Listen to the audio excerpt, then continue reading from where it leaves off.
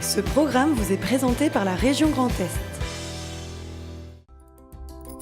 Le Crédit Agricole Alsace-Vosges au service de nos territoires et de ceux qui y vivent.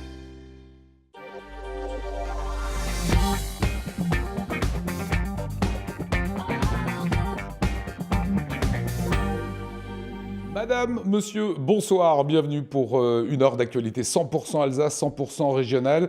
Et on va vous balader avec la sortie de ça, c'est le Petit Futé Alsace et le Petit Futé Strasbourg Euro Métropole 2019. Pagination complètement changée, Véronique Praxmarer nous dira tout.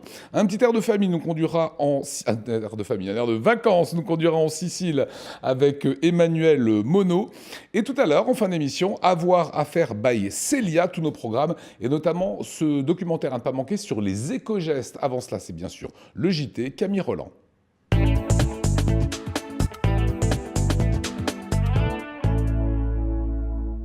Bonsoir à toutes et à tous, à la une de l'actualité alsacienne ce soir. Et si l'on pouvait résumer une thèse en 180 secondes? C'est le défi que 11 doctorants ont relevé hier soir à l'Université de Strasbourg. 3 burgers alsaciens sont en lice pour la finale de la Coupe de France du Burger 2019. Les restaurateurs se sont inspirés de la région pour imaginer leurs recettes. Et puis, Chaperly-Popette, l'unique bar à chat de Strasbourg, appelle à l'aide. Il lance une campagne de financement participatif pour perdurer. Mais pour commencer, c'était leur dernière répétition avant le coup d'envoi de la finale de la Coupe de la Ligue. Les joueurs du Racing Club de Strasbourg ont pris la direction de Lille ce matin. À la veille du jour J, ils ont foulé la pelouse du stade Pierre-Mauroy une dernière fois avant d'affronter Guingamp.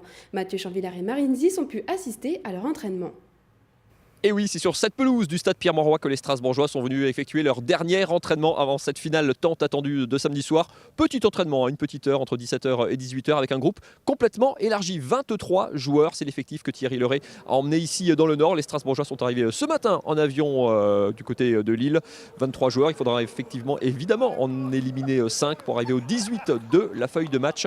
Mais l'entraîneur strasbourgeois a tenu à associer un maximum de joueurs de son effectif à cette finale et à la belle dynamique de cette saison. Écoutez-le en conférence de presse cet après-midi. C'est quelque chose qui me semble logique dans un club comme le nôtre. Voilà. Donc après les joueurs, on sait malheureusement qu'on devra coucher une liste de 16 noms, de 18 noms pardon, sur la feuille. Et donc il y aura forcément des malheureux, mais on veut que tout le monde partage ça parce que on n'est pas venu dans l'esprit d'avoir les 11 joueurs. On est venu dans l'esprit surtout de ramener un trophée à 23. Voilà, c'est surtout ça, quoi. Donc enfin à 23 plus le staff bien entendu, mais on est venu plutôt dans cette envie-là que de savoir qui va jouer ou qui va pas jouer, quoi. Aujourd'hui, je pense qu'il faut que l'individu s'efface au profit du collectif. C'est surtout ça qui est important. Voilà. Des choix, l'entraîneur du Racing devra donc évidemment en faire, notamment au poste de gardien de but. C'est la question qui partage les supporters alsaciens. Qui de Matzels, le titulaire en championnat, ou de Bingourou Kamara qui a joué tous les matchs de Coupe de la Ligue sera dans les cages strasbourgeoises. L'entraîneur strasbourgeois, évidemment, n'a pas voulu répondre à cette question. Il faudra donc sortir 5 joueurs de cet effectif, sachant que les effectifs ont beaucoup tourné, que les derniers résultats n'ont pas toujours été très concluants. On parle de cette série de 7 matchs sans victoire. Certains joueurs pourraient effectivement se retrouver sur la sellette et ne pas être du tout dans le groupe. Il y en a un en tout cas qui est quasiment certain d'y être, c'est Kenny Lala, le latéral droit du Racing, qui réalise à titre perso et collectif une excellente saison. Lui aussi s'est exprimé cet après-midi, notamment sur l'engouement et sur la pression positive ou négative. Plus de 20 000 supporters alsaciens seront massés dans ce stade Pierre-Mauroy. Alors, bonne pression ou mauvaise pression, écoutez-le. Je pense que nous on a plus une force de caractère, et ce qui fait que il y a des moments compliqués qu'on arrive à gérer, mais on verra, c'est l'expérience qui va jouer. On sait que nous, en tout cas, on n'a pas beaucoup de joueurs qui ont joué des finales, donc il va falloir être bon en équipe et donner le maximum. Et la pression, elle va monter évidemment d'ici demain soir et tout au long de la journée de demain jusqu'au coup d'envoi à 21h05, notamment parce que le peuple alsacien va remplir ce stade Pierre-Mauroy. Il y avait 12 000 billets attribués aux supporters alsaciens. Ils seront plus de 20 000, c'est certain, peut-être 25 000 supporters du Racing Club de Strasbourg. La moitié de la capacité de ce stade a poussé les Bleus pour une 3e victoire en Coupe de la Ligue. Pour l'anecdote, le Racing a remporté 2 Coupes de la Ligue dans 2 stades différents, au Parc des Princes, au Stade de France, peut-être demain soir, ici sur les coups de 23h, au stade Pierre-Mauroy de Lille. Évidemment, rencontre à suivre sur les réseaux sociaux avec nous sur Alsace 20. Et puis lundi, évidemment, pour le meilleur de tout cet extraordinaire week-end de football régional ici, dans le Nord. À très vite. Aujourd'hui, le Crédit Agricole Alsace-Vosges tenait son assemblée générale à Strasbourg. Il présentait un bilan 2018 globalement positif. Le secteur est en pleine révolution numérique avec l'apparition de nombreuses banques en ligne. Récemment, les géants du numérique Orange et Apple ont annoncé la mise en place de nouveaux services bancaires. Alors, comment le Crédit Agricole compte s'adapter à cette concurrence digitale? Réponse avec Pierre Faure et Henri Bucher, directeur général et président du Crédit Agricole Alsace-Vosges. Ce que nous apportons, c'est ce rôle de tiers de confiance, parce que notre histoire, la façon dont nous exerçons le métier, est justement différente d'un certain nombre de nouveaux entrants sur lesquels on peut s'interroger sur l'exploitation des données, sur la solidité. C'est pour moi un argument essentiel, celui de cette proximité, même si on va moins souvent en agence. Le fait de savoir qu'au coin de la rue ou dans le village à côté, il y a la présence du Crédit Agricole, c'est rassurant. Après, on fait au téléphone ou par Internet, comme on veut, mais c'est rassurant d'avoir cette présence physique et charge à nous de faire que ce n'est pas plus cher, mais c'est compétitif quand même en termes de prix. De par nos origines, de par nos fondements, nous sommes une banque mutualiste où la présence physique est importante. Nous continuons de rénover nos agences pour être au service de nos territoires et le plus près possible également de nos clients et de nos sociétaires. Ils étaient 11 et ils avaient 3 minutes pour faire comprendre un sujet de recherche sur lequel ils ont planché pendant 3 ans. Hier soir, l'Université de Strasbourg accueillait la finale régionale du concours Ma thèse en 180 secondes. Un événement qui rassemble toujours plus de monde. L'idée, sortir la recherche des labos et toucher le grand public. Un reportage d'Adrien Laby.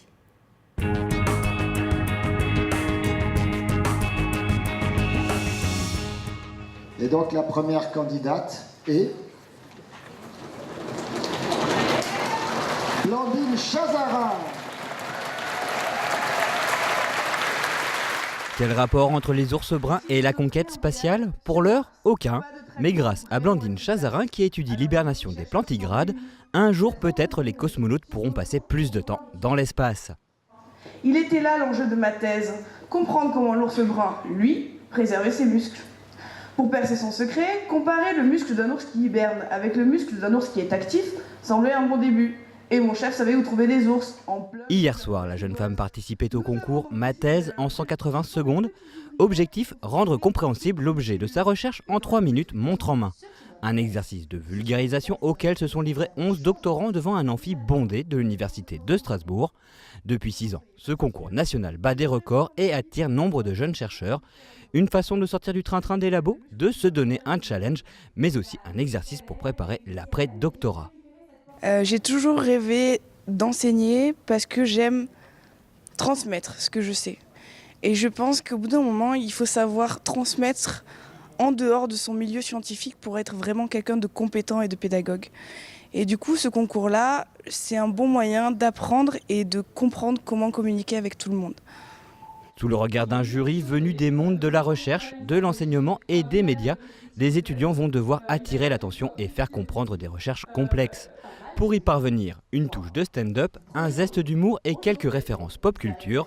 Si l'exercice se veut pour leur divertissant, savoir communiquer leurs travaux sera pour eux un véritable atout professionnel. Quand on recrute quelqu'un, on recrute un homme, une femme, dont on essaye de cerner les qualités, les compétences humaines. Et là, savoir communiquer, on se dit oui, ça c'est aussi un plus, parce que ça veut dire que ce sera déjà un bon enseignant. C'est quand même le b.a.-ba, vous serez d'accord. En enseignant, il faut savoir parler, échanger, mais aussi savoir convaincre par exemple des financeurs, convaincre les hommes politiques, de leur dire ben voilà, c'est important de soutenir la recherche. Donc c'est vrai que ce sera un plus incontestable. Il y a encore une quinzaine d'années, vulgariser était plutôt mal vu chez les chercheurs. Aujourd'hui, communiquer avec le grand public est devenu une nécessité pour de nombreux labos. Je pense qu'on a complètement changé de paradigme et on a vraiment compris que si vous regardez les sciences participatives, les sciences citoyennes, il y a de plus en plus d'initiatives où on a cette recherche de travailler main dans la main avec le citoyen et au moins de lui faire comprendre les choses et comme je disais avant aussi, on sent qu'il a même la possibilité maintenant de pouvoir agir avec nous et c'est ça qui importe. Bonsoir à toutes et à tous. Pouvez-vous lever une main si vous avez déjà entendu l'expression « s'accrocher comme une moule à son rocher » ? Merci beaucoup. En toile de fond de véritables enjeux sociétaux, les recherches sont de plus en plus pointues et de plus en plus difficiles à appréhender par les non-spécialistes. Vulgariser, c'est surtout permettre aux citoyens de se faire un avis. J'envisage pas mon métier de chercheur déconnecté de la société parce que en fait nos sujets de recherche, c'est la plupart du temps c'est pour notre bien à nous, notre bien commun. Alors c'est vraiment dommage qu'on n'intègre pas ou en tout cas on n'implique pas la société. Moi je suis vraiment pour qu'on puisse développer tout ce qui est sciences participatives, qu'on essaye de vraiment... on n'a pas besoin d'avoir un doctorat pour avoir un avis scientifique, c'est ouvert à tout le monde. Du coup, le prix des lycéens est attribué à Blandine.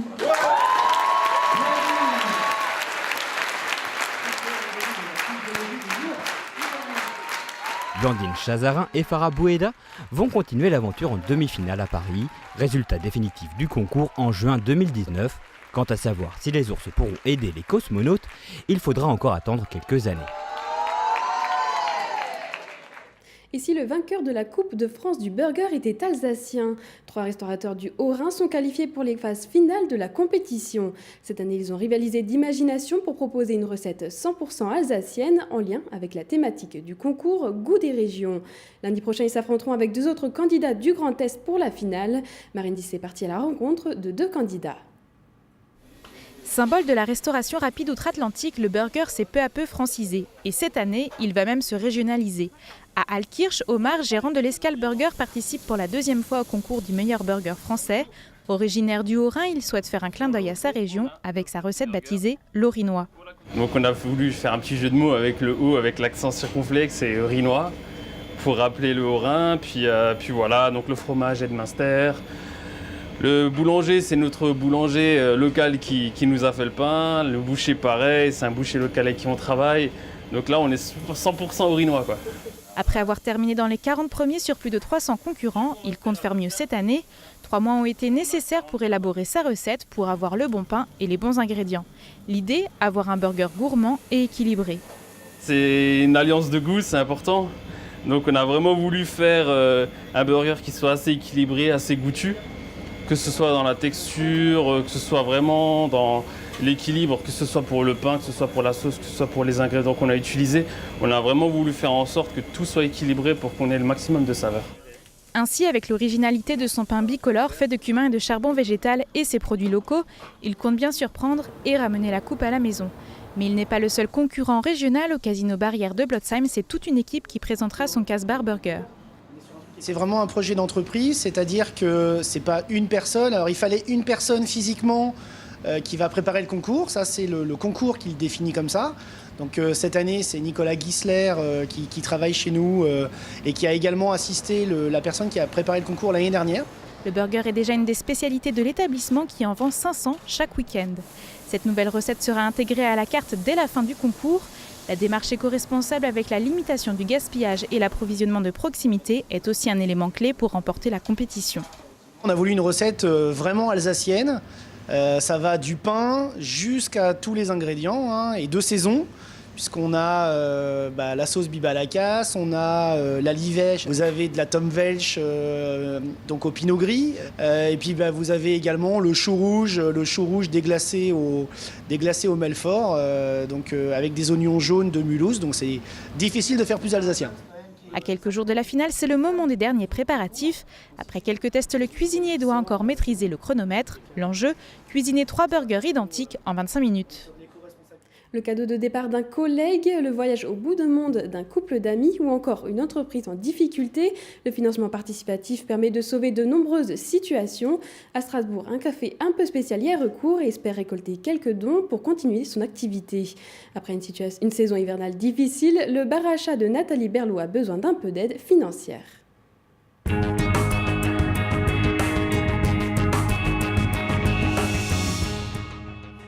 Une, puis 2, puis 3. Les boules de poil, ce n'est pas ce qu'il manque au café Chaperlipopette dans le quartier de la Crutonneau. Ici, les chats sont rois.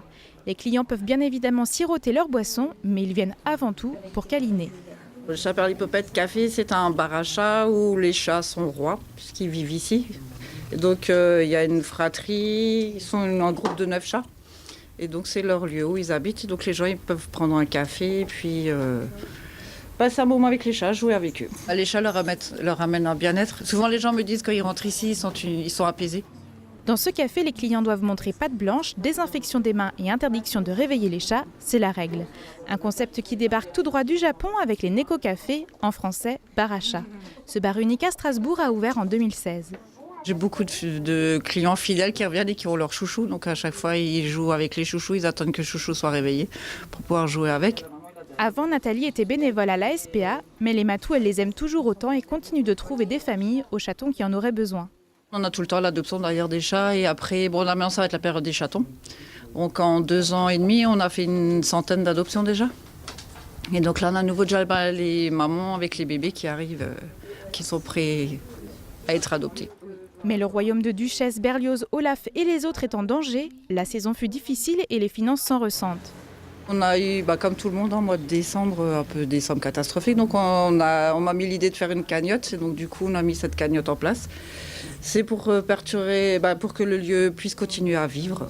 Nathalie et ses compagnons espèrent récolter 3 500 € grâce à une campagne de financement participatif, un coup de patte qui permettrait au café de perdurer. Tout de suite, l'image du jour d'Anna Britz. Alors ok, la Saint-Valentin c'est le 14 février, mais nous, on a peur de rien et on décide qu'aujourd'hui, vendredi 29 mars, on déclare « Je t'aime » à Strasbourg. Bon, pour être honnête, on n'a rien inventé. Les supporters du Racing Club de Strasbourg font déferler une véritable vague d'amour sur la ville à la veille de la finale de la Coupe de la Ligue contre Guingamp. Une vague d'amour également sur les réseaux sociaux. Il y en a même qui font le chemin tout spécialement depuis le Canada et la Guadeloupe pour soutenir le club de leur cœur. Et puis aujourd'hui, les bien nommés Amour, qui avaient déjà prouvé dans un précédent clip leur attachement au Racing, consacrent carrément leur nouveau clip et leur nouveau titre à Strasbourg. Décidément pour tous, un seul amour et pour toujours. On chante en chœur. Mais moi je viens de Strasbourg, je n'ai qu'un seul amour. Et t'aurais dû rester à Paris, rester à Paris. T'aurais dû rester à Paris, rester à Paris. Ça, c'est du fan, Camille. Alors, je vais vous demander quelque chose de très important, votre pronostic pour le match de samedi. Alors ça, je peux pas deviner, mais je pense qu'ils vont gagner, ça c'est sûr. Mais tu me dis pas un chiffre. 2-0. Ah, bah voilà, on va rester sur ce 2-0. Camille Roland, merci. On verra ça lundi. Merci beaucoup, Camille. Et on accueille Véronique Prax-Marer. Venez, Véronique. On va parler bien sûr du petit futé Strasbourg Eurométropole que j'ai ici en main. Le petit futé Alsace, bien évidemment, qui est sorti au même moment. Et on en parle juste après Célia, qui va nous rejoindre, mais qui vous présente avant le temps du week-end. Célia. Venez découvrir et essayer le nouveau SUV C5 Aircross dans nos concessions Car Revenu à Colmar, Célestat, Haguenau, Saverne et Sarrebourg.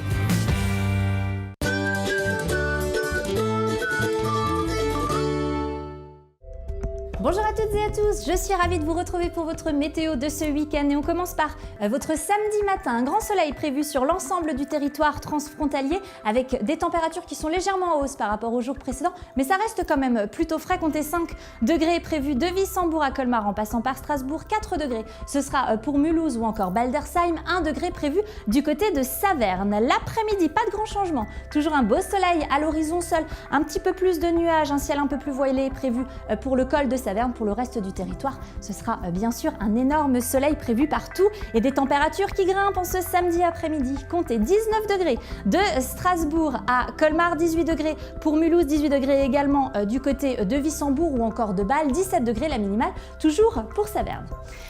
Dimanche maintenant, petit coup d'œil sur vos prévisions et toujours du soleil mais avec un temps beaucoup plus voilé sur l'ensemble du territoire, des passages nuageux beaucoup plus fréquents et des températures toujours aussi hautes, 19 degrés prévus pour votre dimanche après-midi sur l'ensemble du territoire transfrontalier. Samedi, nous serons donc le 30 mars et nous fêterons les Amédées de Savoie. Le soleil se lèvera à 6h11 pour se recoucher à 18h56, on gagnera encore 4 minutes de soleil. Voilà, je vous dis à tout de suite sur le plateau de 24 heures en Alsace.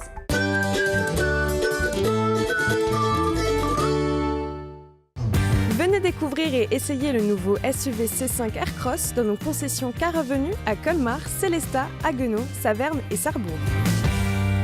Bah dis-moi Célia, t'as couru là. Ah, salut. Voilà, écoute le temps, tu nous as annoncé que du bonheur. Oui. Donc ça c'est plutôt une bonne chose.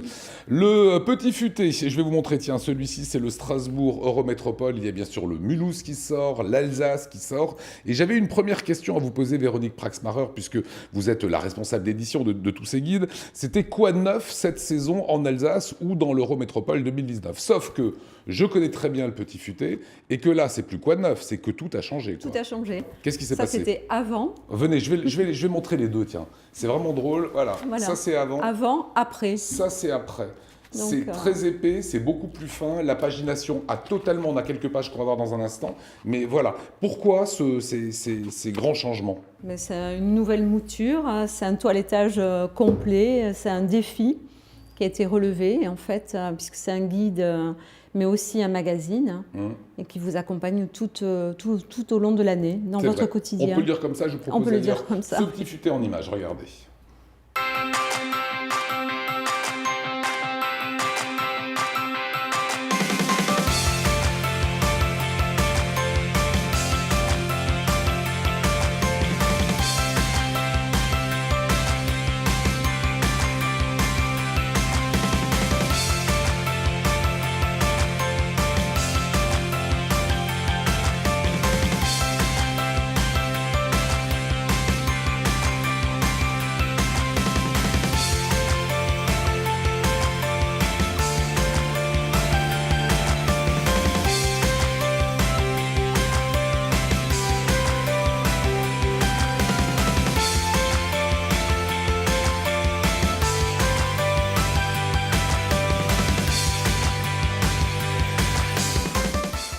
Voilà, beaucoup de changements, on vient de le voir, Véronique Praxmarer, dans ce petit futé.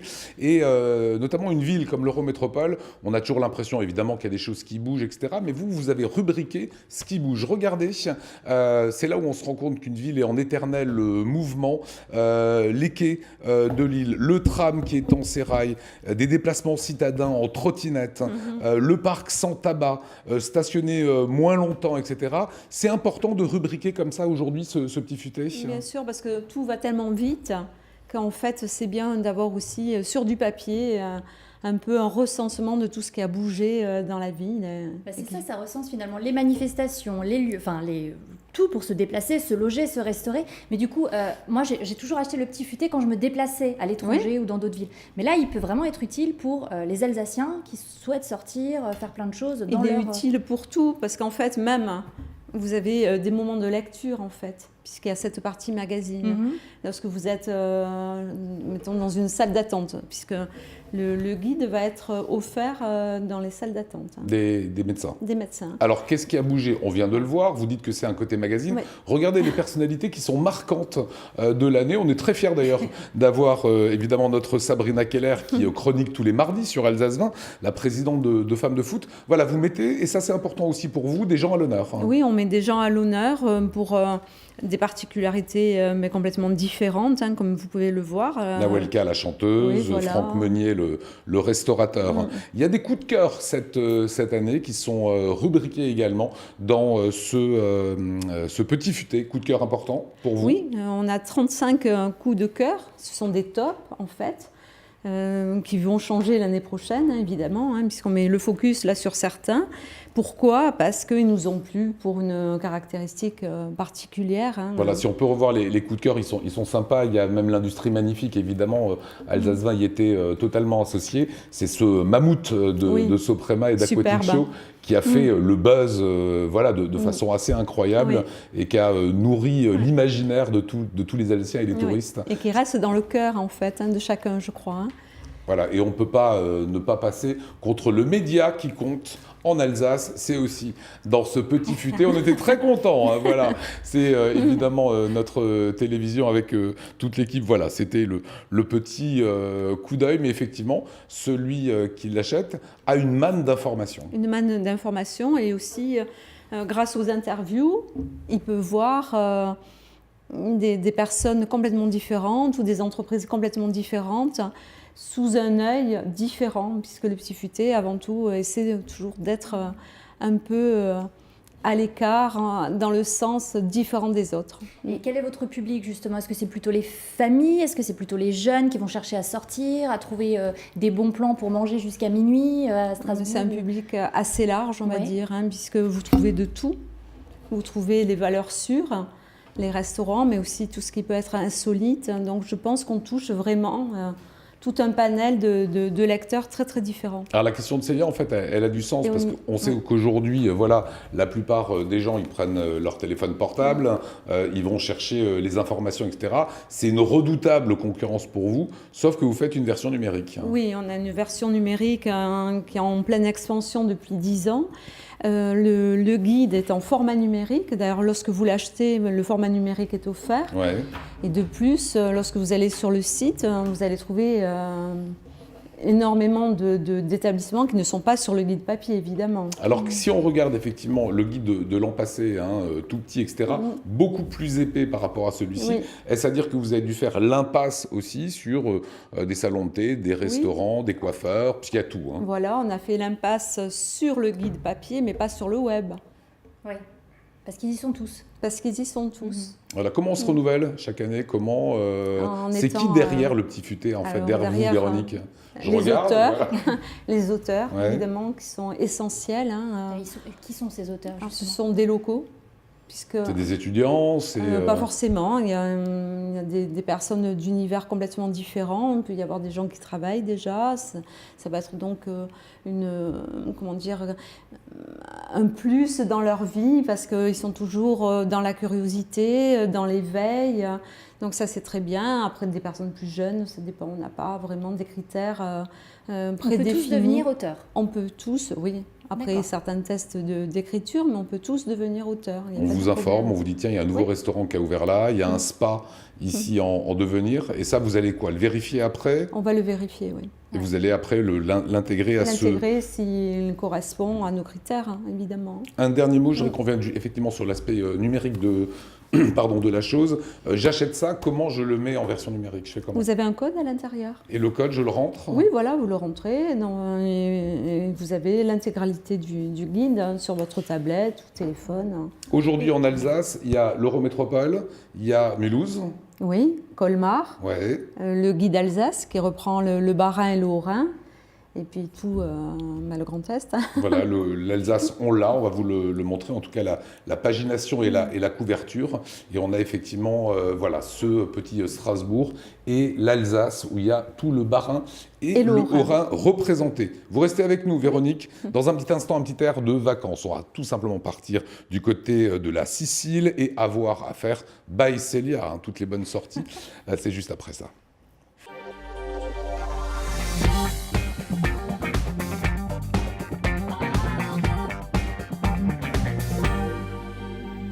Les programmes et les sorties à voir à faire by Célia.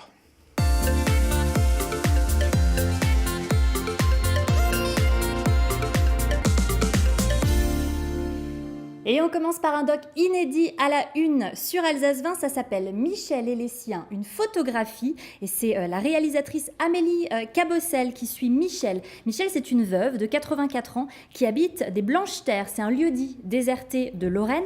Alors ce doc, il met en avant le problème de la désertification des campagnes et les difficultés des travailleurs de la terre. Que vont devenir les campagnes? Finalement, c'est un doc qui confronte l'ancienne génération qui est attachée à ces terres et les nouvelles générations qui choisissent, elles, plutôt de vivre en ville. Donc ça pose la question de cette filiation. Comment ça va se passer? C'est à découvrir samedi à 21h et c'est également à découvrir dimanche à 10h et 17h. On regarde un extrait. Et vous, ça va? Bon, oui. Mais ça plaît plus aux jeunes. C'est mon petit-fils qui voudrait revenir ici. Oui, à la campagne. J'aimerais bien. Papa, on viendra habiter ici. Hein. C'est pas vous, elle a coupé. C'est pas moi, oui. J'ai coupé. Elle t'a coupé avec la lame de carreau, je regrette. Bah belote alors. Bon, ça va t'as pas annoncé. Mais leur coton, je t'en prie. Ah non, elle est partie. J'ai plus le temps d'annoncer. Ah bah, la carte est retournée, voyons. J'ai plus le temps, j'ai pas le temps de dire. T'as plus le temps de dire belote. C'est terrible cette femme, hein. Elle est terrible cette femme, elles sont drôles. Hein. Ouais, Autre documentaire que vous proposez qui est plutôt utile. Oui, c'est la semaine de l'environnement. Ça a commencé lundi, c'est jusqu'à dimanche. Et les organisateurs se battent contre les inégalités sociales et environnementales et surtout, bien sûr, pour notre planète. Pour cette 11e édition, la thématique de la semaine de l'environnement est « Moins de biens, plus de liens ». Et à cette occasion, Alsace 20 propose le documentaire éco-gestes. Ce sont des petits gestes que l'on peut tous faire au quotidien, dans nos maisons, dans nos modes de vie, des petites habitudes à prendre. Alors ça peut être par exemple ne pas jeter systématiquement un objet parce qu'on pense qu'il est complètement cassé, mais plutôt aller le faire réparer. Ça peut également être faire appel par exemple à Emmaüs, vous en parliez, pour récupérer des vieux meubles qu'on n'utiliserait pas, finalement donner une seconde vie à nos objets. Et donc ce documentaire vous explique toutes ces petites façons de faire. C'est à ne pas manquer samedi à 22h30 et dimanche à 20h45. On regarde également un extrait. On met en place des formations qui sont vraiment orientées électroniques. On fait des activités plutôt ludico-créatives, donc avec des composants de récup, on va aller faire de la création, des petits bijoux, des choses comme ça, des statuettes ou de plus grosses œuvres d'art. Et on a un aspect aussi donc un peu recherche, on va dire. On travaille notamment sur l'élaboration d'une plateforme dédiée à la réparation électronique. Voilà, et si on veut un petit peu bouger, vous avez un lieu tout nouveau. Ah oui, tout neuf, tout chaud. Alors je vous invite cette semaine, c'est un tout nouveau théâtre qui ouvre ses portes à Strasbourg. Ça s'appelle La Seine Strasbourg. C'est à la Méno, juste à côté de nos plateaux. C'est une belle salle, vous envoyez quelques images de 500 personnes que vous pourrez découvrir très vite parce que à partir de ce week-end, est à l'affiche le tout premier spectacle de cette salle. Ça s'appelle Le Clan des Divorcés. C'est un spectacle qui a cartonné à Paris, qui a rassemblé près de 3 millions maintenant de spectateurs à Paris. C'est un spectacle d'humour d'Alil Vardar. Elle raconte l'histoire de 3 femmes divorcées qui vont se rencontrer lors d'une colocation. Et vous imaginez bien qu'il va se passer des tas de trucs de femmes devenues célibataires. C'est à ne pas manquer, c'est à la Seine de Strasbourg. Alors comme je vous le disais, c'est tout nouveau, donc ils n'ont pas encore leur site internet. Mais vous pouvez déjà réserver vos places sur Internet. Vous avez juste à taper le nom du spectacle et vous avez des sites qui vous proposent ça. On a un petit extrait ? On regarde un petit extrait. Femme drôle avec un charme exquis, cherche homme fort. Qualité physique requise, vivant. Ouais, on doit bien se marrer. La Seine, nouvelle pièce, nouvelle scène à la Méno. Et d'y décider pour finir. Oui, alors savez-vous ce que c'est que le Green Book ? En fait, le Green Book, donc en pleine ségrégation raciale en 1962 aux États-Unis, les personnes noires pouvaient boire des verres dans certains bars uniquement ou pouvaient se loger dans certains motels et hôtels uniquement. Et à cette occasion, Peter Farrelly en a fait un film exceptionnel. Alors, quand je dis exceptionnel, c'est que c'est vraiment mon coup de cœur. C'est l'histoire d'un videur qui s'appelle Tony. Il est italo-américain, il est blanc et il vient du Bronx. Et il doit protéger un célèbre pianiste noir lors d'une tournée de concert. Et même si tous les opposent, ils vont s'apprivoiser et utiliser ce fameux Green Book pour dénicher les établissements accueillant les personnes de couleur. C'est vraiment une leçon de vie, une leçon d'histoire. C'est mon gros coup de cœur et c'est à l'affiche encore pendant quelques semaines. Courez-y vite parce que ça fait un petit moment et vous pouvez vous préparer à rire mais aussi à pleurer. Voilà, merci beaucoup pour toutes ces infos. On prend encore ces 30 secondes avec vous, Véronique Praxmarer. Petit futé, alors regardez celui-ci. Si ça, c'est pas drôle. Le Petit Futé, Corée du Nord. Je vous donne 10 secondes. Qu'est-ce qui vous a pris ? C'est bien là-bas ? Non, mais justement pour se démarquer aussi de tous les autres guides. Voilà. Toutes les autres maisons. Fallait oser, je trouve que c'est assez sympa. Dernier petit point, combien ça coûte ce Petit Futé ? Alors ça coûte 5,95. C'est pas cher. Hein. Non, c'est pas cher, puisque vous avez aussi la version numérique qui est offerte. C'est moins cher qu'avant. Avec une foule de moins d'informations qu'on a détaillées. Merci beaucoup Célia, merci Véronique. On va retrouver Emmanuel, Emma, un air de vacances, ça va nous faire du bien. Juste après, ça sera une semaine dans le Grand Est, toute l'actualité de nos voisins du Grand Est. Moi, je vous retrouve évidemment lundi à 19h. Salut. Et allez Racing.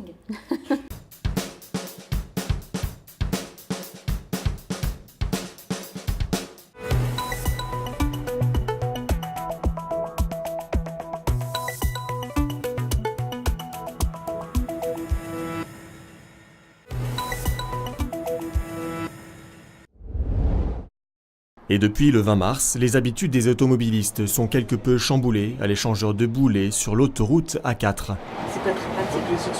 En fait, le principe du péage de boulet, madame, c'est de plus s'arrêter. Après 15 mois de travaux, le péage sans barrière est entré en fonctionnement. À présent, les plaques d'immatriculation des véhicules sont détectées par le portique, muni de capteurs et de caméras. Les automobilistes ne sont plus obligés de s'arrêter, sauf peut-être lors du premier passage, pour comprendre le fonctionnement. J'étais un peu perturbée parce que je ne comprenais pas abonné sans pas abonné. Je ne m'étais pas du tout renseignée avant. Voilà. Mais ça va. Le monsieur m'a expliqué, c'est très bien. C'est pas mal finalement. Ça permet d'aller plus rapidement quand on n'a pas le télépéage, de pouvoir payer ultérieurement ou de se prendre un abonnement. C'est pratique. C'est pratique et rapide. Bon, aujourd'hui peut-être pas, mais j'ai compris le principe maintenant. Voilà. La SANEF, gestionnaire de l'autoroute A4, a investi 6 millions d'euros pour développer le premier péage sans barrière de France. L'expérimentation est menée ici, à Boulay, sur un axe essentiellement domicile-travail. 6000 véhicules passent quotidiennement par cet échangeur. On avait déjà un fort taux d'abonnés qui nous permet aussi de tester les modes comment les utilisateurs s'approprient les moyens de paiement. Ça permet de voir et d'ajuster le modèle. Et puis notre objectif, c'est dans quelques années de pouvoir déployer du péage sans barrière, notamment sur notre axe normand entre Paris et Caen. Pour la SANEF, cette technologie entièrement française renforce la sécurité et améliore la fluidité du trafic. Elle protège aussi l'environnement. 6000 véhicules qui ne s'arrêtent plus, c'est la consommation annuelle de 500 véhicules qui est économisée. Pour s'acquitter du péage, plusieurs solutions sont proposées aux automobilistes. Les usagers réguliers privilégieront le badge télépéage ou l'étiquette autocollante directement liée à la carte bancaire. Pour les automobilistes occasionnels, il est possible de payer sous 10 jours sur Internet ou aux bornes automatiques en renseignant sa plaque d'immatriculation.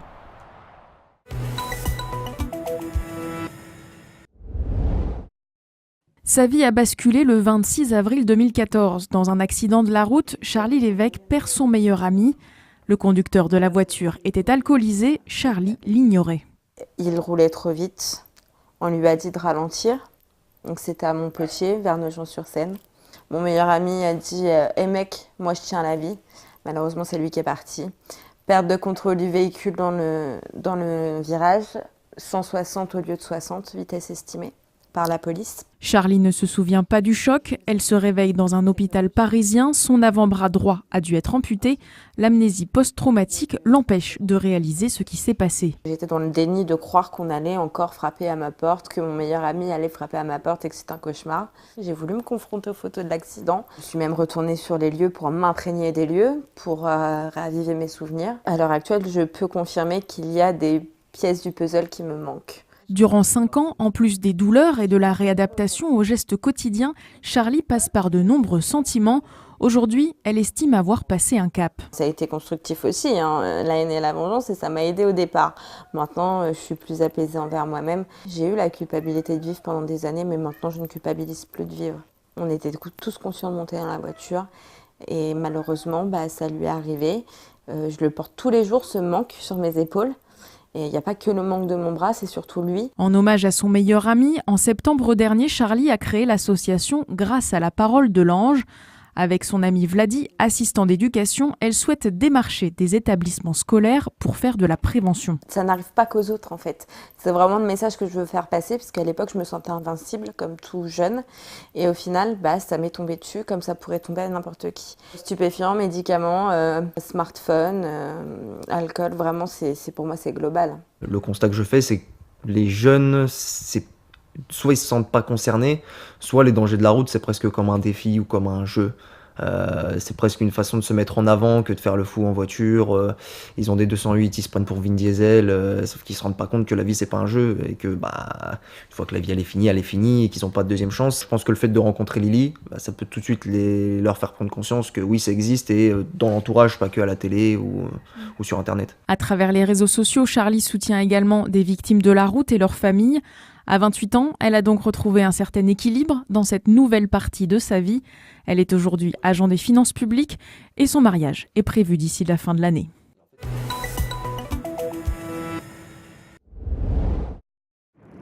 Il faut ici faire preuve d'un peu d'imagination pour se figurer le paysage tel qu'il était il y a environ 5000 ans. Une maison en bois et en terre d'environ 125 mètres carrés, des familles, des animaux et des arbres. C'est dans le cadre des travaux d'archéologie préventive sur le chantier du contournement ouest de Strasbourg que plusieurs vestiges et traces de vie passée ont été mis au jour du côté d'Arnolsheim sur Bruche. Derrière moi, il y a une maison du néolithique qui a été construite en bois et en terre.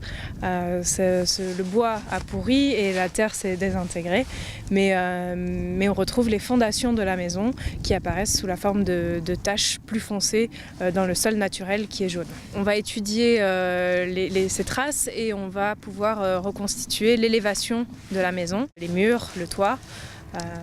Et l'intérieur de la maison. On sait qu'il y avait différents espaces dans la maison, un espace d'activité où on cuisinait, où on dormait, un espace où les animaux pouvaient également être parqués, et également des espaces de stockage où on stockait le grain par exemple, ou les denrées alimentaires. Un peu plus loin sur le chemin, mais 1000 ans plus tard, c'est une nécropole du néolithique moyen qui est exhumée par les archéologues. Je suis en train de détourer délicatement le squelette en fait. Donc au début on voyait que la fosse qu'il y avait autour, c'était une tache sombre en fait dans le lœus qui est jaune. Donc je me suis mis à creuser et on a trouvé d'abord les jambes ici. Et puis maintenant je le détourne en entier pour qu'on puisse l'extraire et puis l'étudier après.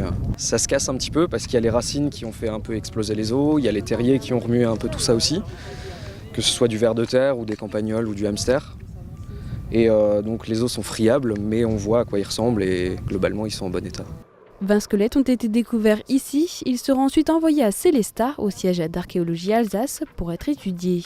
De quoi en apprendre plus sur les rites et habitudes millénaires. On aurait deux périodes sur un même chantier, à la fois du néolithique ancien où il y a des habitations et on voit qu'ils restent au même endroit et il y a quand même des siècles d'écart et ils enterrent leurs morts pas très loin non plus. Donc ils restent quand même à peu près au même endroit, même si ça n'a plus la même fonction. Moi, mon travail, ça va être plutôt de restituer les pratiques funéraires, donc comment on les enterre.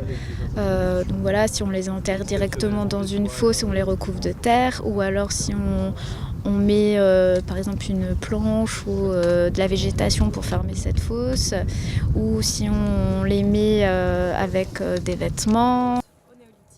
Ces fouilles archéologiques seront ouvertes au grand public ce samedi après-midi. L'accès se fera en navette depuis Bruch-Wickersheim et Ernolsheim. De quoi faire un bond dans le temps de quelques 7000 ans.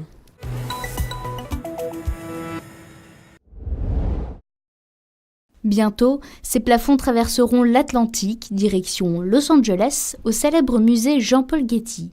Décrochés exceptionnellement de leur perchoir au musée de la Cour d'Or à Metz, ces 38 planches de plafond bestiaires du XIIIe siècle resteront 3 mois sur le territoire américain à l'occasion d'une exposition temporaire dédiée au thème bestiaire. Ça nous permet de le faire connaître, de dire qu'on a une collection unique au monde, au point qu'elle va partir pour la première fois depuis très longtemps. Enfin, on n'a jamais prêté ce plafond, et surtout pas encore à Los Angeles.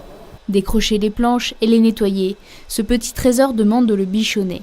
Sa rareté et son exceptionnelle conservation le rendent particulièrement attractif pour les étrangers.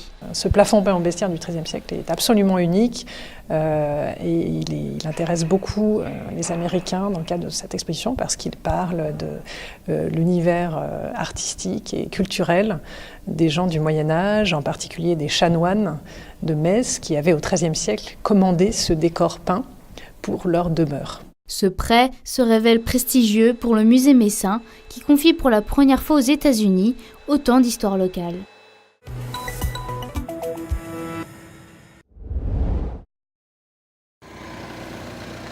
Une voiture s'avance, en sort une personnalité politique, du monde des affaires ou du showbiz, et soudain...